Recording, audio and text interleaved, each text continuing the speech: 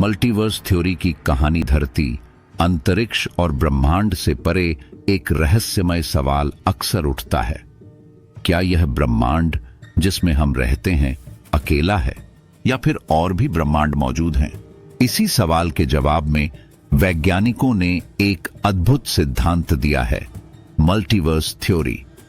इस थ्योरी के अनुसार हमारा ब्रह्मांड केवल एक बबल या सपने की तरह है और ऐसे ही अनगिनत बबल्स या ब्रह्मांड हो सकते हैं जिनका अस्तित्व एक विशाल कॉस्मिक सूप में है।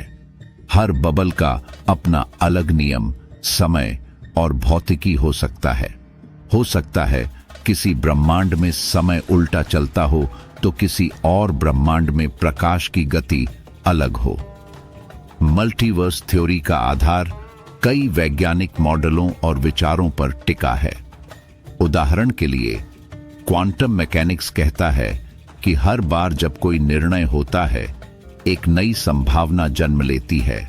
यानी अगर आपने एक रास्ता चुना तो शायद एक और ब्रह्मांड में आप दूसरा रास्ता चुन रहे हैं।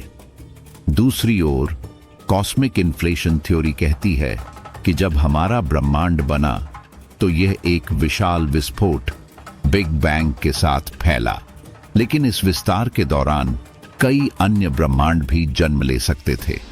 सोचिए, हो सकता है कहीं और किसी और ब्रह्मांड में एक वैसा ही आप हो, लेकिन वह बिल्कुल अलग जिंदगी जी रहा हो।